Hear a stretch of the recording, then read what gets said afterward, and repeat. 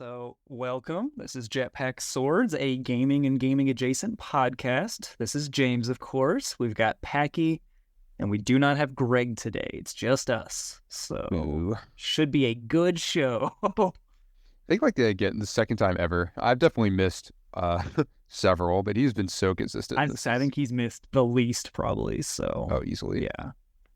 Well, we'll still have stuff to talk about, hopefully. I don't know. Well, we didn't really talk about this before. Do you want to do like a normal length? Do you want to do a short one? I'm cool with whatever. Let's just see where it takes us. Probably on the shorter end, but Cool. especially because I don't think there's any, unless I'm missing. Was the PlayStation State of Play since the last time we had the podcast? Right after, yeah, it was like right after. That's what I think a lot of podcasts say this, like they have like a curse where they have recording, and then of course something happens right after. But we definitely do because we do Wednesdays, and I feel like everything happens on Thursdays. Oh, yeah, that's when the big presentation, or like Thursday, Friday, Saturday is exactly. like the classic weekend. Yeah, like trying to get everybody watching. For sure. So yeah, I think it was the PlayStation State of Play, which The only thing I'm gonna have that to was look Final up. Fantasy. I don't even. We don't have to do a deep dive, especially if we didn't see like anything particularly exciting. Because you've been like really into modded Skyrim. Has that been your big game right now? It has been, just because it's one of my comfort games, of course, like a bunch of other games that I like. Like I love Skyrim so much. And I was trying to do it on my PC, and as we talked about off air, I was having the most trouble, even though I'm doing all the right things. Like I know how to do a load order. I'm following what the mod developers themselves are saying. I know how to mod Skyrim through Steam. I've got Nexus and Vortex set up. Like, I know what I'm doing. It just does not work because I have a technology curse specifically, especially when it comes to PC gaming. Even though that's, like most of the genres I like are a little more oriented towards PC gaming. So it kind of sucks, but it's okay. PC also just encompasses everything, which is a bummer. It's like a big thing. Not just you do have a particular curse, but also I know a lot of people like have struggled to get hardware. It's like it really locks you out of a decent number of games. And I understand because, like, obviously, when like if anybody makes something for like the Xbox, there is at most two kinds of Xboxes to produce anything for. Like, it's much easier to streamline it. I get it, but PC gaming, obviously, like everybody in the world has a borderline unique rig. It's like snowflakes, and I get it. I totally understand. But at the same time, PC gaming is supposed to be like Legos where you can kind of just do whatever and it'll still work. But for me, that is not the case. So had multiple blue screens trigger from Skyrim and just the ones that were happening before Skyrim. Blue screening from Skyrim of all games is crazy. I know. And I wasn't even like, you can definitely, obviously, I'm sure you've seen it too. Like everybody has at this point because Skyrim's been out for a billion years. And it's very popular, of course. But, like, obviously, you can turn it into a very next-gen looking game, or I guess current-gen now. Like, you can have all the graphics packs and the lighting mods, and, like, you can do so much to make that game gorgeous. I wasn't even really... On the PC, for sure, I hadn't even done any of that yet. Like, it was, like, something I was thinking about, but I'm also somebody who really honestly likes how Skyrim looks just vanilla, like, just visually. And it, to me, feels something kind of like Valheim, where it looks like a painted world, almost. Like, obviously, it's dated, but something about how it's dated and the in-house improvements that Bethesda has made over the, re-releases, obviously, since it originally came out, with, like, the lighting and then the depth of field effects and just all these small things they've added to, like, try to kind of keep it up with, like, modern expectations. It's just so cozy. Like, it's such a... I don't know. I really like how even just vanilla Skyrim looks. Like, I appreciate the mods that people do, but I'm totally fine with vanilla Skyrim. To me, it's almost the same. I'm sure you've seen Oblivion before, just like what Oblivion, the previous Elder Scrolls game, looks like. That game has such a good aesthetic. Obviously, the characters look like garbage, but everything else in that game has such a dreamlike aesthetic that, like, yeah, it's dated, but it just feels like a dream, and it's still so pretty, even though it's obviously from... I mean, I'm pretty sure Oblivion was, like, if not a launch title for, like, the 360 era, it was, like, an early 360 era, game for sure. So, but yeah, that was a lot for me to say for you just asking if I've been playing Skyrim lately, which yes, I have been playing Skyrim lately. No, I mean, it hits on, like, you've been very deep in Skyrim and have played it a fair bit previously. I was curious with the mods what you did differently this time. So there is a specific mod creator whose name escapes me, but they have a bunch of really, really, really, really high quality, very good mods that a lot of modding for Bethesda games especially definitely tries to turn their games into something else, which is fair. If you're one of those people that wants, the big thing now that I think most people do for Skyrim that a lot of people definitely change it into is obviously stamina-based combat, a la Dark Souls and Souls-likes, where it's all about parrying, stamina, poise, all those things. There are a lot of mods to turn Skyrim into that, which is like great if you're somebody who really, really likes those systems and feels that those systems are, better gameplay. Because I know a lot of people, obviously, everybody shits on Elder Scrolls for the combat, right? Like that's a classic Bethesda, kind of tongue-in-cheek, kind of serious criticism that people have, right? It's also just like a kind of a stereotype at this point that everybody complains about, Bethesda games combat, especially the Elder Scrolls, because it's mostly melee and there's not a lot of weight to it. You hit people and it doesn't really do anything, right? I acknowledge that, but like I've never had an issue with it personally. But a lot of people do, so they turn Skyrim especially into a vaguely Souls-like game where there's a lot more impact, a lot more lethality kind of to the combat, a lot more management of resources, that kind of stuff. So that's all great, but like I like vanilla Skyrim. So there's a mod creator who I really like, and again I can't remember their name, but they have a bunch of mods, like a ton of mods that are all very high quality, and they're all vaguely vanilla plus, essentially. So you just get systems you could see Bethesda having put in, but with the very fine care of, one or two people really putting their heart into it for a, modded product instead of it being like a commercial product. So, and they continuously release more too. Like when I first got into like the stuff they made, which was like one of the previous releases of Skyrim before I think they're on the anniversary, like the 10-year edition or whatever now. Before that was like the special edition that came out, which I think that was the one that added all like the newer graphical improvements. But like even since then, this same mod creator still continues to release more mods. But things that they've done is the big one that I really like is like making all the races even more unique. Obviously, Elder Scrolls is a fantasy setting, so there's, the Nords, there's the Wood Elves, the High Elves, the Dark Elves, the Khajiit, who are the cat people, the Argonians, who are the lizard people, all the other kinds of men and Mer and everything, right? And in the base game, they do have differences between those races, but they're pretty minor. It'll be like, one specific power this race has over another one. So I think in the vanilla game, it's been a while since I played vanilla Skyrim, but I think in the vanilla game, the Dark Elves, who are, they're not like evil elves, but they just have like darker skin and they're very like fire focused because of their homeland has a big volcano in it. I think they could put on like a flame cloak spell like once a day. They could activate that instead of like having to learn the spell. They just innately are able to project flame around themselves as like a defensive barrier, right? The like Argonians, who are the lizard people from a big swamp place, have like poison resistance. Pretty basic things, but like there is some difference there. This mod creator has added a lot more where all of the races each have 3 more kind of heavyweight differences to really emphasize that they are not just different like, colors of people. They are different creatures from different parts of the world. And especially in a fantasy setting, and especially Elder Scrolls, there is so much lore to back things like this up. Like, yeah, all the different kinds of human are all technically men, like they are human, but they have a lot of variety due to where they're from historically or from the meddling of the gods at one point or another. So I don't know.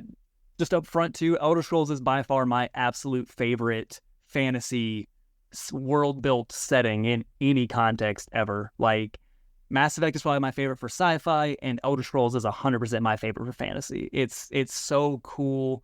There's so much depth, and it's all so thought out and really interesting. And obviously, if you're only familiar with Skyrim, like you mostly just see the surface level stuff. But like even in Skyrim, if you really want to, there's so much depth to the world building, the lore, if you really want to get into it. But yeah, the mod creator has that stuff that really differentiates the races. They have one that adds an entire religion system to the game. So obviously there's tons of gods and the Daedra, who are like the evil spirit gods. There's all the different gods that each of the races themselves like personally worship. And then there's the bigger ones that are part of like the major church that everybody worships. But yeah, they add a whole religion system where you actually have to pray every so often, usually like once a day. You build up like a favor rating with whatever god you've picked. And as you build up that favor, like you get different abilities and bonuses. They actually have like tenets that you should follow, and if you don't follow the tenets of that specific god, you'll lose favor, and bad things can happen. And like the base game had some of that, where like if you went to one of these shrines for one of the divines, like the good gods, you could activate the shrine and it would give you like a temporary buff. Nothing crazy, but it would be thematic. But this religion system takes that to a whole new level and adds like way more. There's like, I don't even know, there's like 100 different deities in that mod that you can like choose to worship, and like they all do different things. They populate the world with new shrines to like match every single one of them. Same mod creator has an entire perk tree overhaul, which really, really lets you actually make like unique builds. So in the base game, obviously you've got all the different skills, like one-handed for like, one-handing lighter swords and axes, two-handed for big great swords, all the different magic schools, the like, pickpocket and like thieving tree and, whatever, just standard fantasy tropes. But the character building is pretty slim, and there's obviously the stereotype too that I'm sure a lot of people are familiar with, of just everybody becomes a stealth archer in Skyrim because the combat is usually pretty basic, right? Like that's the big stereotype joke that everybody has for Skyrim. This mod creator adds so many more perks, and they're all really cool and unique.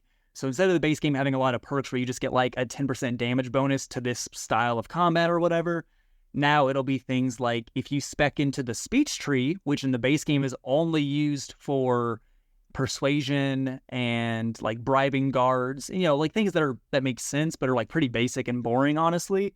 Skyrim is all about being the Dragonborn, and they have these shout abilities, which are voice controlled magic, essentially like an ancient form of magic that's all about your voice.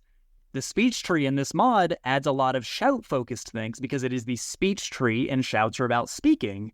And I think that's really cool. It also adds, like, being able to be a bard, like, somebody who goes around town to town and does, like, music, and you can actually earn money that way to the speech tree. So the speech tree goes from being just persuasion in the base game to, in this mod, being 3 separate trees where it involves persuasion, being a bard, and you can just focus in on, like, doing the shouts and being like an only shout character and just focus on that.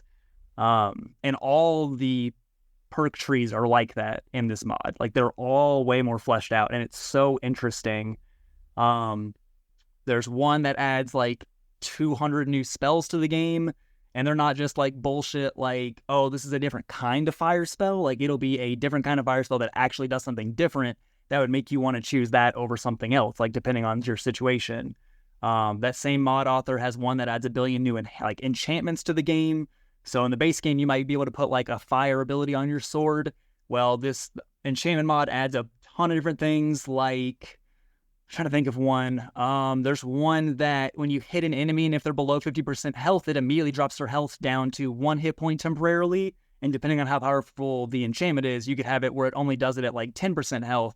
But if you're really good at building enchantments, then you could have it happen at like 50%. And so it's, I don't know, the mod author is great. They just flesh out everything. And it's all like vanilla feeling, which is just really cool. And then I did get some more, like, on the Xbox specifically, I got some graphical enhancements just because, like, obviously the Xbox Series X can handle it. The game looks even more gorgeous now for me, and it runs great because it's on the console and it, like, has to. I added one that basically completely changes the in-game like citizen AI to make them more immersive. So instead of them just kind of hanging out in their one town, and they'll still have like their set schedule, because that's one thing Bethesda always does, where their character AI has generally a set schedule that they follow. So they wake up at this time, they'll quote unquote eat breakfast or something at like the inn, they'll go run their store for 6 hours so the player can be there to buy stuff, and then afterwards maybe they go to the temple and then they go back home. But they're still like within just the town, right? They don't like go out and do other things. This immersive AI mod means that they, will take trips to other towns sometimes.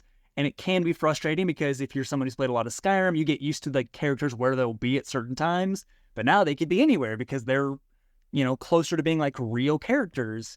There's one that overhauls all of the dialogue for all the like different followers and companions and get to make them actually more like believable. So instead of them saying the same like, oh, it's good to see you kind of line all the time, like they added, 5,000 lines of dialogue to make it, way more. And a lot of it's like pretty good. It's not just AI generated. They took words from the game already and just spliced them together.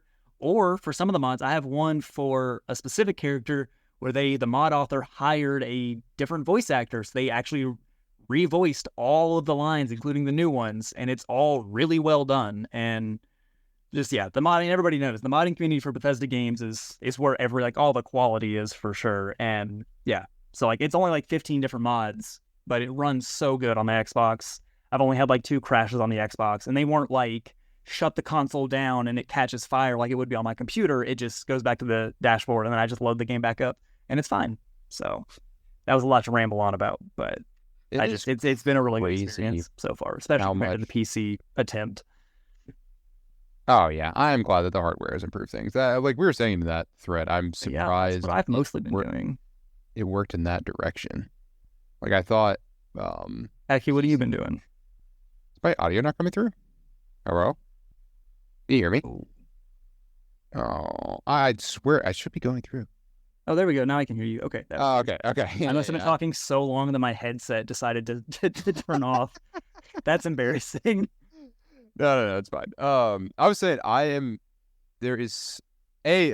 surprised we were talking about, like, I'm surprised mods have worked better on console, because, like, it feels like not that long ago, console modding was so incredibly difficult compared to PC modding. Exactly. And that was the other way around. And, like, Greg was also saying, I've never tried console modding, but so Greg was supporting specifically that. There is a feature disconnect between like the Sony Bethesda games and the Xbox. And this is even before Bethesda got like purchased by Microsoft. For some reason, Sony has like, I guess, way stricter parameters for what things need to meet to be approved. And so on the PlayStation 4 back in the day, and then the 5 now, like the amount of mods you can have loaded at a time for like Skyrim is way smaller. Like you have a way smaller cache that you can like load mods into.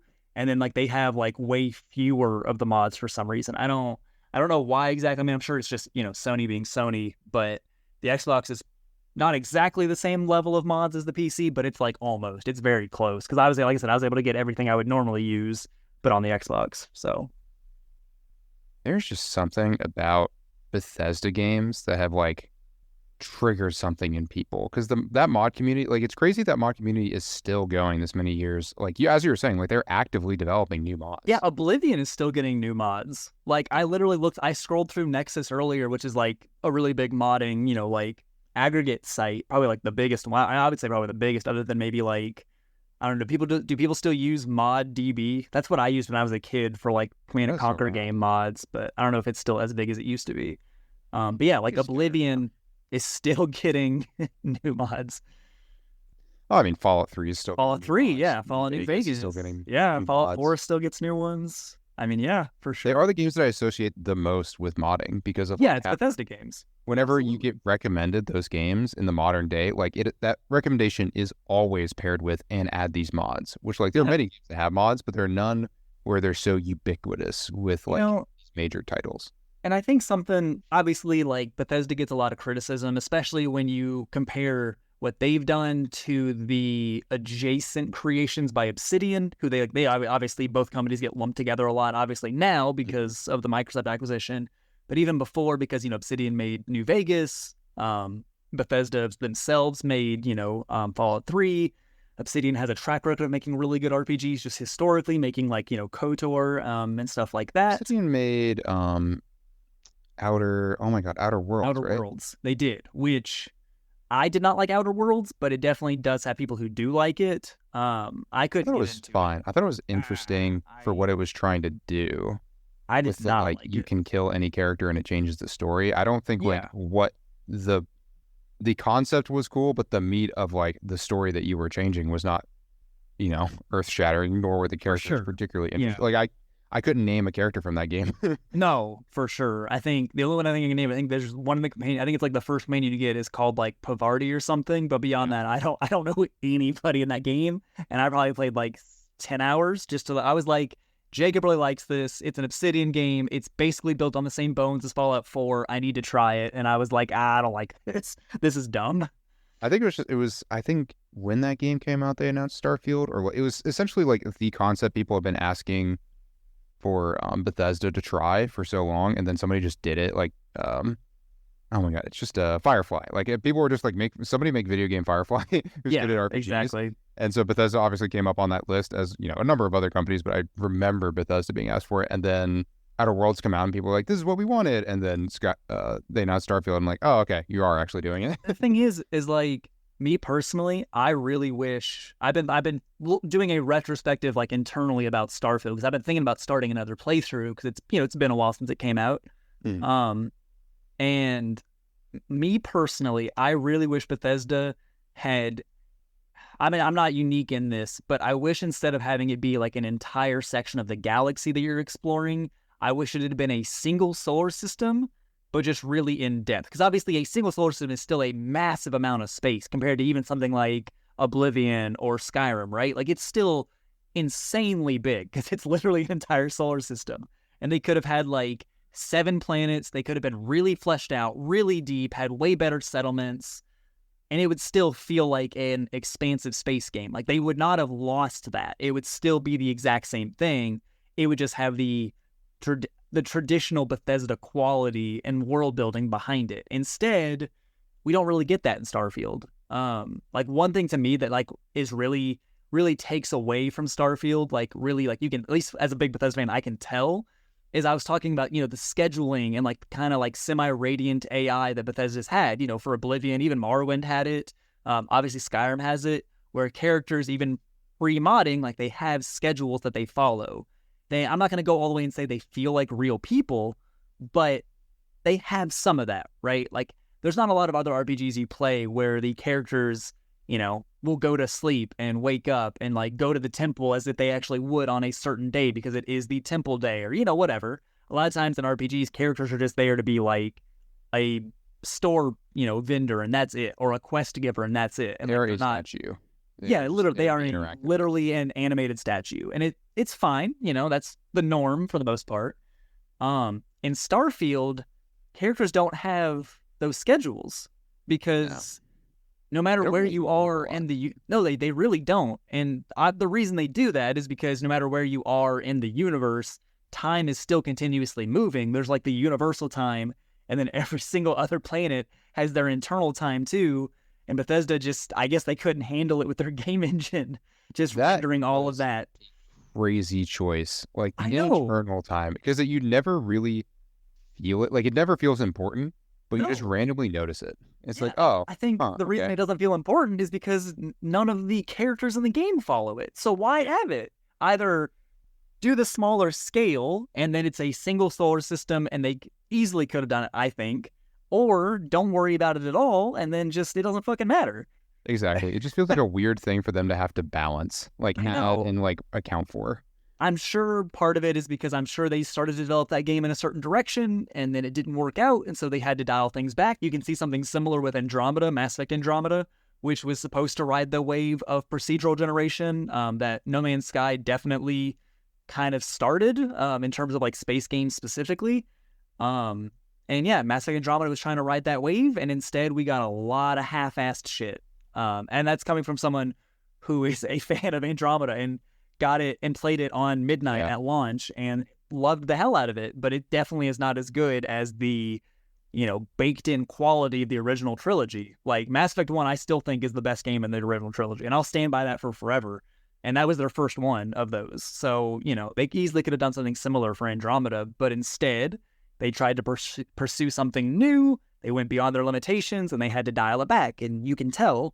And I think Starfield, despite Bethesda being a fairly large company, and not fairly large, a large company because they also publish a ton, and being within Microsoft's unlimited money umbrella, still wasn't able to make it work. So yeah, I think both suffered from. I think a multitude of like AAA games suffer from like scale without purpose, where you make something like those worlds or those levels like really really large and put all that effort nothing in them. Yeah, do nothing with the space, which feels bad. Like it feels really feels bad in a large space, and there was no point to you spending that several minutes going over this place besides get closer and look at the textures like that. Feels bad.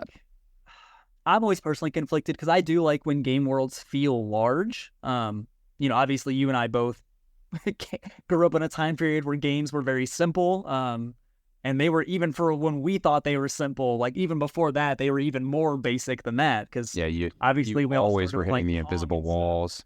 Yeah, The exactly. concept, it is crazy now whenever you like see background art very often in like, especially like any game that's trying to be open world, you very likely can go to that place. And that never used to be a thing. Yeah, So these exactly. big buildings, interesting locations in the background, you hit. Do you remember the original Destiny 1 developer showcase? No. They did the thing where they were like, you see those mountains over there? You can go to those mountains. Destiny, you can't do any of that shit. Destiny is like the smallest scale hub areas of any hub area game I've ever played. And it's so funny because I know I can see that developer showcase from the game was originally being shown off. It's the Cosmodrome from the first game. It's literally where you spawn in initially, which I don't know if did you ever play Destiny like enough? I played the original one. Okay. I played two. So, like literally when you start up, all right, whatever. You originally start in the first game, and they added it to the second game too, partially. You literally start in this specific semi-instance part of the Cosmodrome, which is just like the initial starting hub. And I remember because that initial starting hub, it's a gorgeous like set piece, like the background sky box art and the mountains and all of it's gorgeous. Like it's so pretty. And I just remember the developer being like, "Those mountains over there you can go to," but they are clearly in the game as just skybox background. Like, at least in Bethesda, like, Skyrim all the time blows my mind because, like, if you go up to the, to High Hrothgar, which is, like, the monastery on the very, very highest mountain in that game, and you look in the distance, you can almost go to almost every single spot you can see on the map. Skyrim has a massive map, and it does a good job of scale within that because there's so much elevation change. And it's not just all one big flat like arena. There's so many mountains and hills. And I mean, I'm obviously biased because I really like Skyrim, but it's just crazy that in that game, you actually can go everywhere. And then in Destiny, I just remember like from that whole era, so many companies and people being like, you can go everywhere and you can go nowhere. And that's okay, but don't tell me that I can go everywhere then. And I was say that time where yeah, everyone wanted, like, that was what people were looking for. Like, right at the beginning, when open world games were starting to catch fire, before they became kind of like almost an obligation like they are today. Yeah, which, for sure. Everyone was trying to be that, like, we have the massive, because also the tech had just scaled to the point where it could support that. Absolutely. And so everyone's trying to offer it, like, Skyrim was in that first wave of games that did that. Yeah. And so, yeah, I think many, many people were like, it's, classic marketing. Everyone was like, all right, well, this is what people are looking for, so that's what we're going to promise. And I think, people shit on, there's 2 points I want to make, but I'll go back to the Bethesda one real quick, just because, like, I'm always going to be a Bethesda fanboy for even with Starfield being less than what I was hoping for. Bethesda's been making those kinds of worlds where you can pretty much go everywhere, and they are still populated with, Bethesda's so good at environmental storytelling. Like, I don't think generally people give them enough credit for that. Like, you do see people mention it, but, like, I just think generally people don't give them enough credit for that. They are so good at environmental storytelling where maybe their stories as written or scripted are not as good, which I think they're still good. They have good moments, but, like, they're definitely not as good as maybe, Obsidian does, because Obsidian's so good at, like, scripted moments for sure. But, like, Bethesda's so good at the environmental storytelling, and they've been doing the go anywhere you want, be almost any kind of character you want for the most part. All our characters have these set schedules, and yeah, they may be kind of goofy and stupid sometimes. You look at Oblivion, and the characters look like melted wax dolls, and there's 3 voice actors in the game, so you might have the same voice talking to the same voice, but you can make your character, you can go to so many different places, and it's this big, expansive, gorgeous map, and you're always going to find something interesting. I think that's true for Oblivion. I remember it being true for the relatively, compared to Oblivion and Skyrim, small amount of Morrowind that I've played. I mean, you go even further back, Elder Scrolls Arena, which was, I think, the first Elder Scrolls game, if I remember correctly, technically had infinite size, procedurally generated worlds. And that was the only Elder Scrolls game, other than now ESO, Elder Scrolls Online, where you could go to any of the different provinces in the, like, Elder Scrolls setting. And that was, like, the fucking 90s for Elder Scrolls Arena. That game was, I'm pretty sure, like, crazy ahead of its time for what it was. But yeah, like, Bethesda's There was an original, but I'd never actually heard its name. It's Arena. I've played it before. Because when Jacob and I were kids, I remember he had all the older, like pre-Morrowind Elder Scrolls games. There's like, I think 3 or 4. Morrowind's technically number 3, but I think they had a couple spinoffs too before that. And yeah, we tried to play Arena, and it's really hard. It's a really hard game. But yeah, it's procedurally generated. You technically are able to go to all the provinces. It's crazy. The other point I want to make real quick before we continue is, speaking on me saying that I like worlds when they do feel large. Elden Ring is I think the absolute best modern example of having a game where the world feels absolutely massive, but it is not so big in something like Valhalla, where Valhalla legitimately has a huge world, Assassin's Creed Valhalla, which we've talked about a lot lately on the episodes. That game does have a legitimately, absolutely massive game space for you to explore and play in, but it takes so long to get around.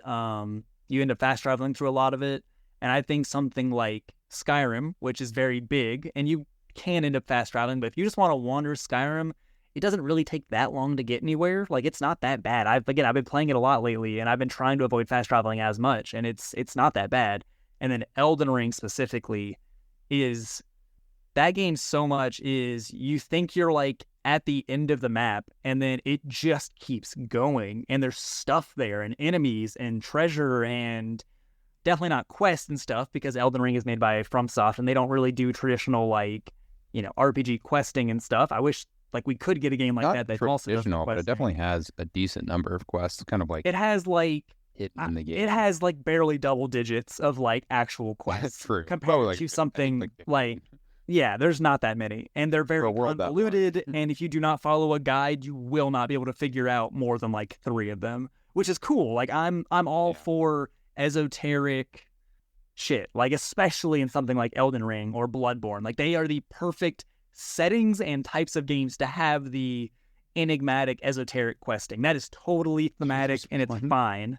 There's one that got me so mad. Or not mad, but it was like I got the bad ending, and then I just looked it up because I like saw it, and I was like, "There's no way." That was like the only, you're like trying to help a character and you kill them, which is very common in Elden Ring. But it was one where I was like, nobody has a happy ending. Nobody has a happy ending in any FromSoft game. It's not possible. And so I don't know. There's some where it's like you really feel. Anyway, you like to give a character what they want, and it kills them. I mean, yeah. And so they're dark fantasy. Yeah, I looked it up, and it was like, well, actually, you could have like let the character live, and maybe not like get the happiest ending, but at least like not kill them. Yeah. And it was like, oh, well, you find, it's not even one of the emotes. You find a, I think some special item. Bonk? Are you talking about exactly? Bonk? Yeah, I'm talking about okay. Bonk. And you do a friggin' like emote in front of him, and that is how you save him. Yeah, it's not even tell him that he's beautiful, basically, don't you? Isn't it that you literally use the it's a kind of item.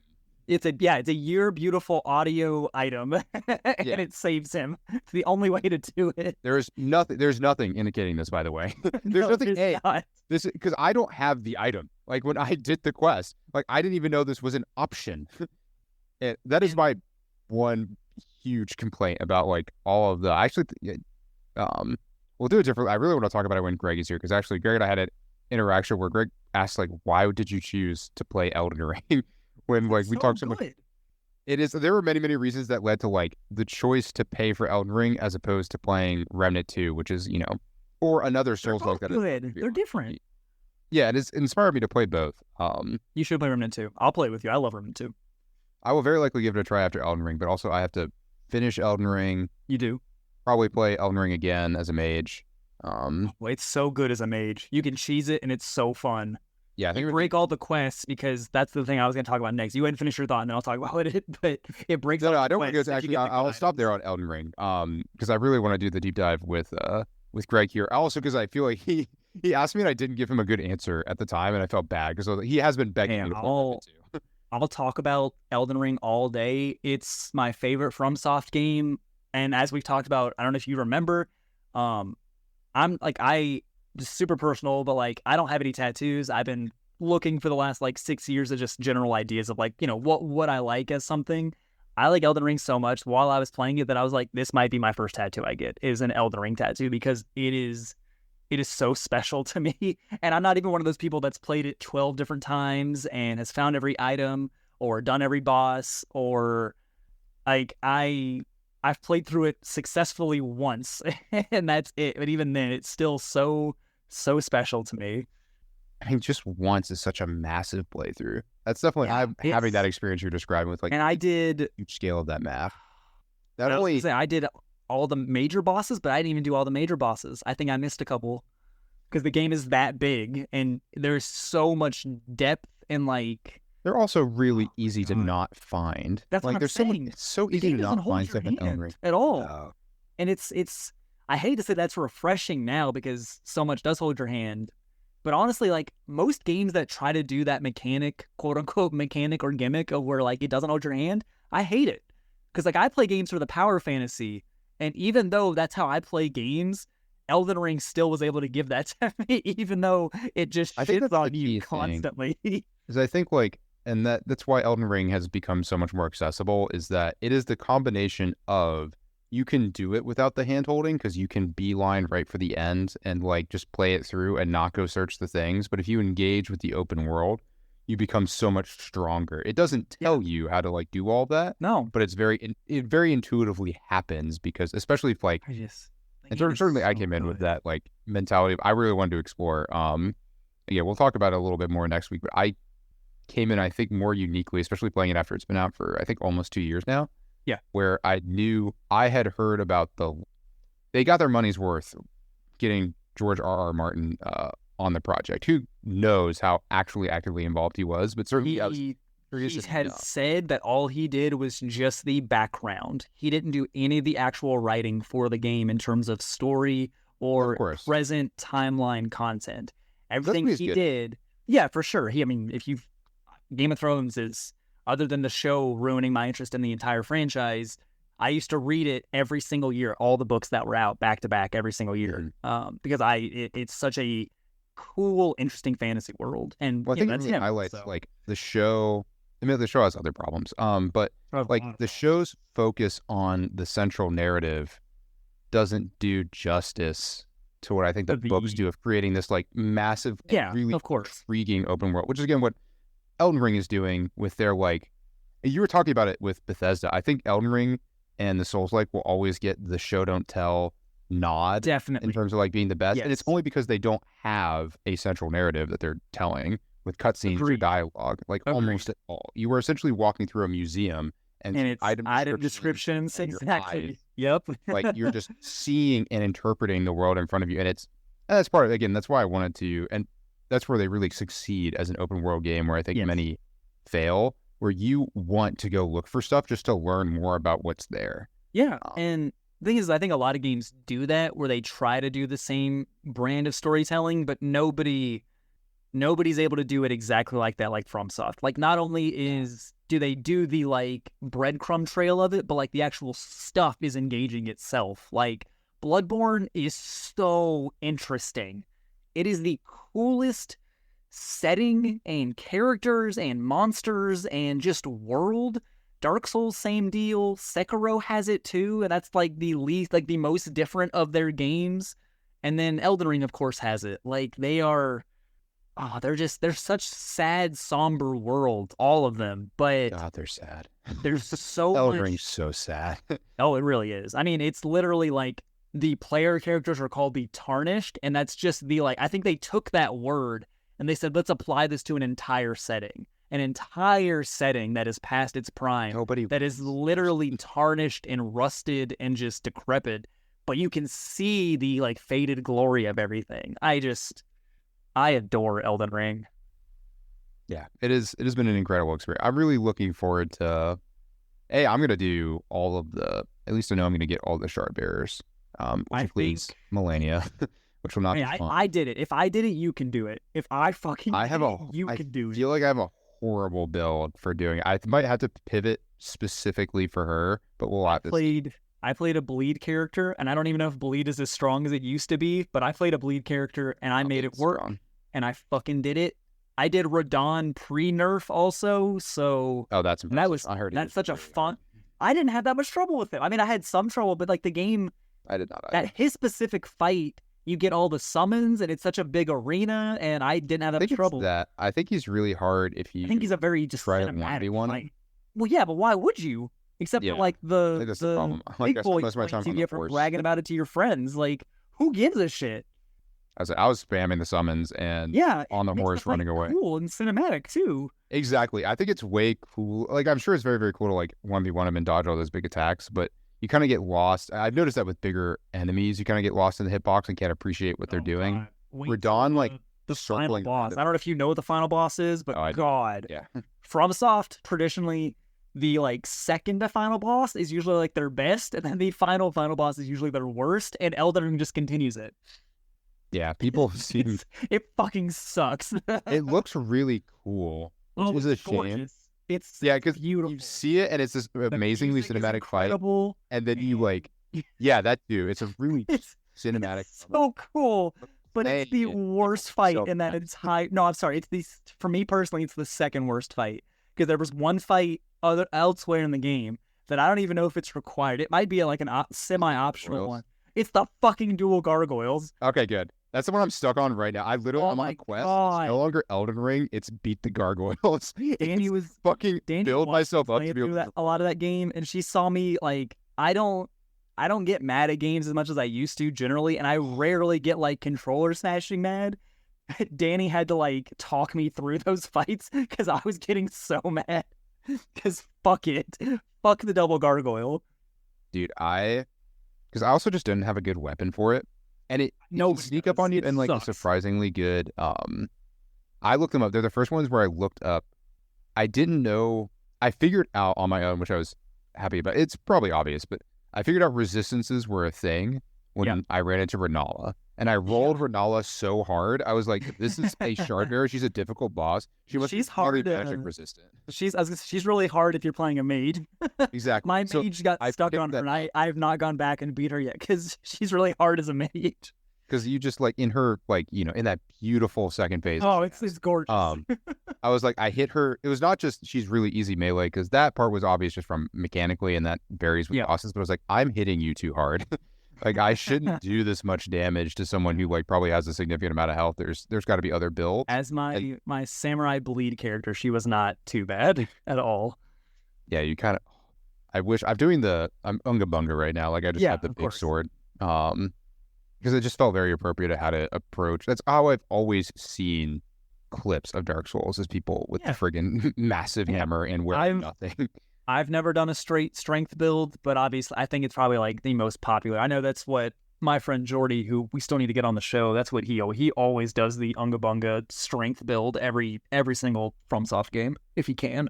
Yeah, but they did make it with the weapons and the skills. They made it less, I mean, it's still very single-minded and very simple in its approach, but they made it a little bit more dynamic. I really like it. I mean, I'm sure all the weapon skills are very, very cool, but for sure. I was surprised at how diverse the abilities of the big weapons were.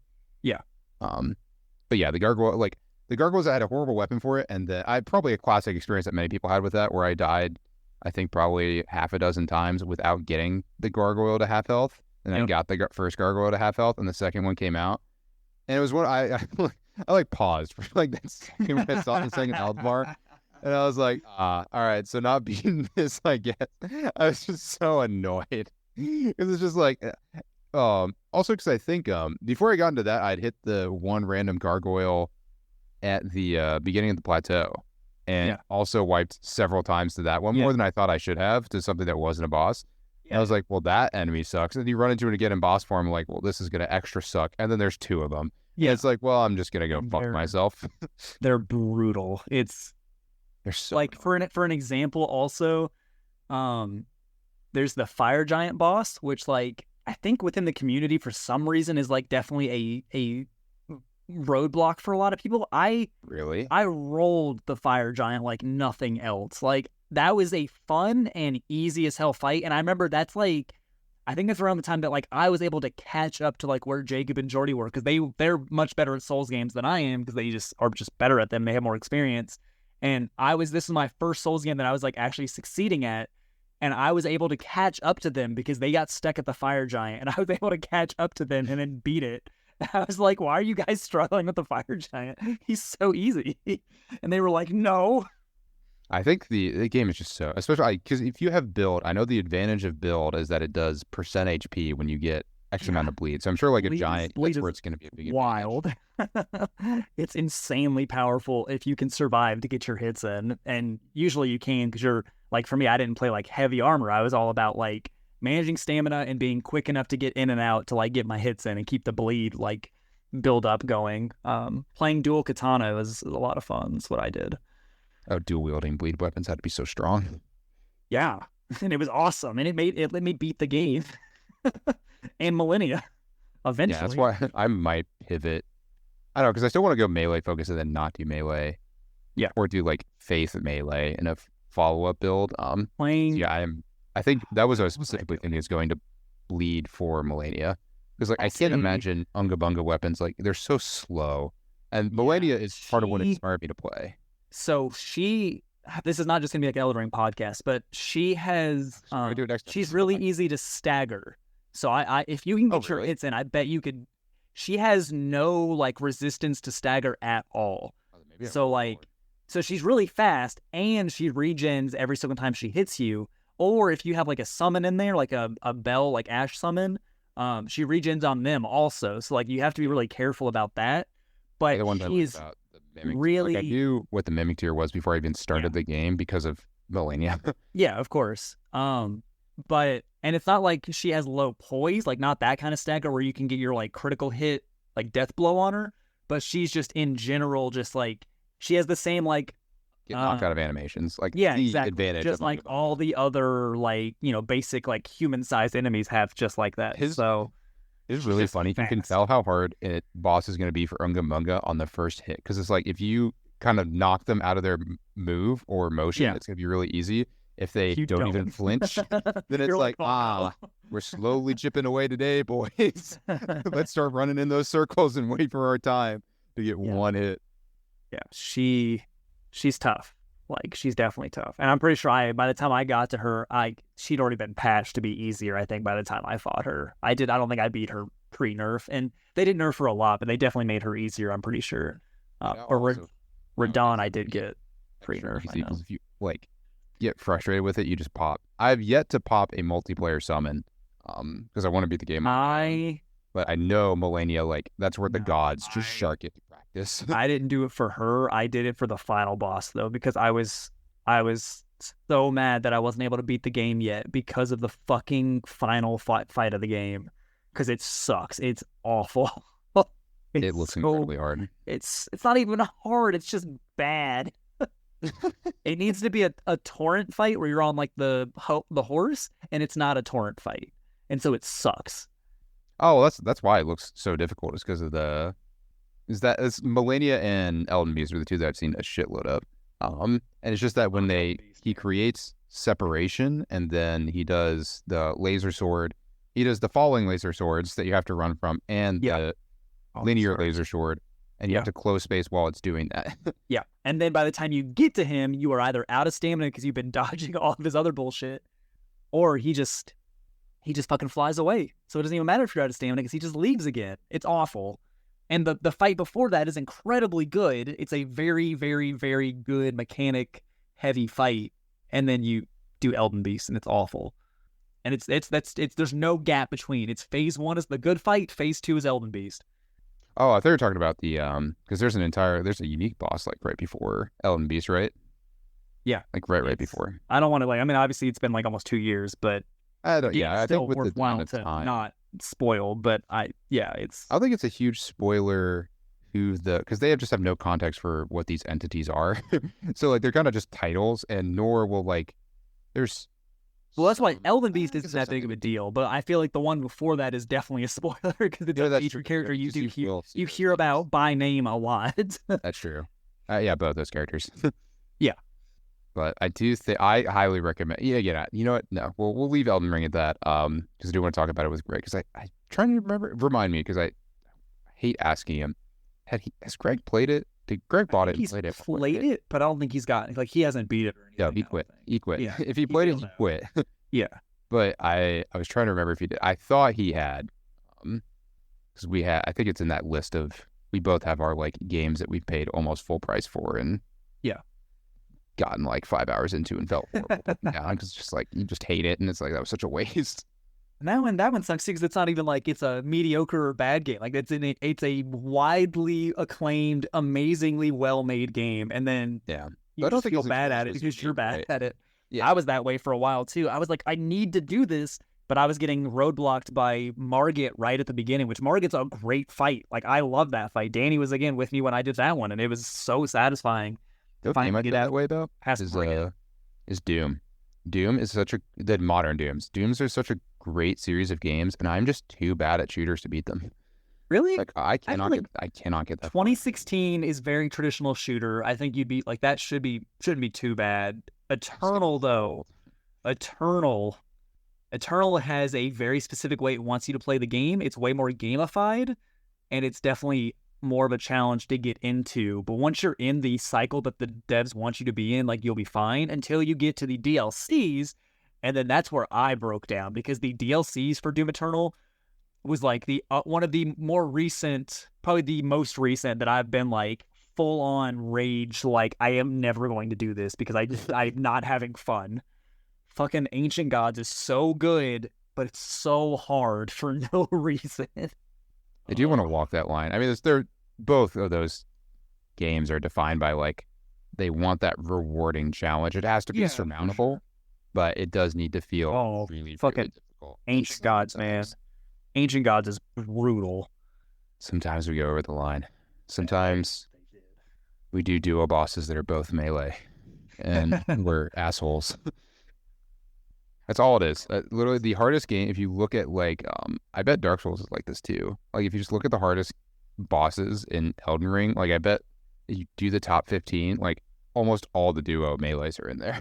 Yeah, there's one at a place way up in like the northern, like frost, like snowy areas, Castle Sol, and you fight like the leader of Castle Sol, who isn't like like he has a name, but he's not like one of the demigods or anything. And his fight's fucking impossible. That one took me forever too. He's a bastard. It fucking sucks. Because it's him, and then it's two, not even bosses, just two other ads that are there with him. But there's some of the most difficult ads in the entire game, and there's two of them and the boss, and they're all very mobile and very aggressive. It's very difficult. I think Commander Niall, I think is his name, or Niall. No. Dude, because there's a Commander O'Neill in the friggin'. Yeah, so O'Neill is the one that's like, he's kind of like your trainer level one, and then you fight Commander Niall, totally who's like the way you describe it and the names, it's just it's gonna be the harder version of a boss that I also struggle with. Yes. Niall he's tough. Awesome. Once you get him by himself, you learn his pattern, it's fine, but it's getting him by himself that's hard. Exactly right. Like I don't think either it's all of them. Like neither of the gargoyles are completely insurmountable. What is it? There's another double that I'm forgetting. But none of them like individually, they're difficult individually, but not insurmountable. It's when you throw in two of them, like you can't be tracking both their pattern. You can't be taking advantage of the lulls in their pattern when they're. That's why I really want to do the seamless co-op randomizer run of that game with somebody, preferably Jacob, but like whoever. Because then, like, all the double fights, it's not even going to be, like, doubles of the same character. It's going to just be, like, two random things as the bosses. You just got to figure it out. I think that's, like, where that game would shine. Because, like, all your items are random. All the pickups are random. And all the bosses and enemy locations are random. So just, like, being able to adapt and, like, really prove to yourself that, like, you can handle the game. Because you were able to take whatever garbage the game gives you, and then you go fight the Elven Beast on Margit's bridge or some bullshit. Like, that'd be the worst part. It's like some of those bosses and some of those arenas. Like, there's specifically tiny ones. You just got to go watch some randomizer. Find like a streamer you like who likes Elden Ring or has played it, and see if they've done a randomizer run of that game. It is so, especially if you are familiar with the game, which you are now. You really need to watch the randomizer because, like, you'll see whatever streamer, whatever you're watching, like approaching a boss room, and in your head you're like, I know what's in that boss room, and then they walk in and it's it's something completely different. And you're like, what the fuck? Do you know, have you heard of Germa, like on YouTube or Twitch? Obviously, like I feel like he's a really big presence, but he's like, his community is not part of like the greater like Twitch streamer community really, but he definitely has like, a huge following, and he's very unique in like the content he does. Like, streamers, a lot of online content, like you kind of form these little like very insular communities for sure. So yeah, I know I've not watched much of Germa, but I see very funny. I love Germa so much, and I watched his full Elden Ring playthrough, which was great. But then him and one of his friends, relatively recent, I think last year, went and did the randomizer like full run of it. And like Germa's good at Souls-likes, and he's good at Elden Ring, and his friend is too. But then just seeing them try to deal with the randomizer is so funny. They ended up fighting Millennia in like one of the earlier rooms, and it was a very small room instead of her giant arena that it's supposed to be. And it was very stressful, but very funny to watch. Then try to use the arena's pillars in this tiny little room to like keep her away from. It's just really funny. And again, like if you're familiar with the game, it's even funnier because like how it's supposed to be, and it's just great. I really want to do a randomizer run of Elden Ring because it's so funny. That would be fun. I think that's definitely one I actually looked up because I wanted a mod for that game. I was hoping for a couple quality of life mods, but it's not. Nexus has some. Workshop.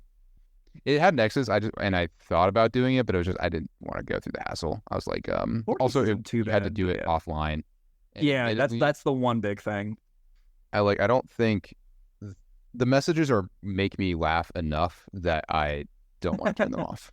Yeah, and they're helpful, genuinely helpful too. They can be, yeah, for sure. I think they're surprisingly honest. That was the one thing I expected to be lied to so frequently, and whenever there was a liar, there was almost always a message calling out the person being a liar. And when there were multiple messages saying like there is a good thing here, there was always a good thing there. I think from my experience of playing like Dark Souls when it was new, and like I've played very little of the Dark Souls specific games, and I've played only a little bit of Demon Souls, and that's specifically the remake. I never played the original Demon Souls, but I feel like back in the day, there was way more, from what I remember personally, there was way more just lying in the messages. But I think since like Bloodborne and Elden Ring and like the more recent ones, there's a lot more honesty. So I don't know if like the built-in filtration, like behind the scenes of messages, has gotten better, or if the community has just gotten more honest. But I do remember back in the day, you would get a lot of lies, like in the original Dark Souls. Definitely, I remember bigger your audience, I think the more likely people are to just like give their honest recommendation. Yeah, it averages. It's harder to get people in on the joke. Yeah, for sure. All right, this was fun. This went way longer than I expected. I do need to end. Fine. And especially, I hope people liked Elden Ring, because I do want to revisit it next week. I'll talk about Elden Ring forever. I have 2 giant like lore strategy guides / lore compendiums in Elden Ring right next to me. Like, I love Elden Ring. Really? I probably still will get a Elden Ring. Like a physical copy of it? Yes. Future Press is a great company, and they came out with, they're on the 2nd volume, where they are part strategy guide, very in-depth strategy guide, part lore primer kind of thing. And I have both of them. They are hardcover. They are gorgeous. And I have both of them right next to me on my bookshelf. They are like $45 each. And go look them up. Go look them up. Well, again, we'll talk about it next week, but like that was a huge part of doing it. Was like I looked up so much of the lore before I'd even started the game. Yeah. And I was like, all right, I know enough about this world where I want to see it now. But anyway, we'll cover all that next week. That was thank you. Oh, very nice. All their stuff great. We will talk about all that next week. Hopefully Greg will be back. Hopefully. And we're not doing a guest or anything like that next week, are we? I don't think so, unless I can get Jordy in, but I haven't talked to him in a couple weeks, so I don't know what's going on. So we'll see. Max again to talk about Power World. I'm sure he would love that. He would be so incredibly excited. He's been playing so much. So for you listeners, surprise next week. Who knows? Yeah. All right. Well, that was Jetpack Swords. Thank you everybody so much for listening. Have a wonderful day. Yeah, of course.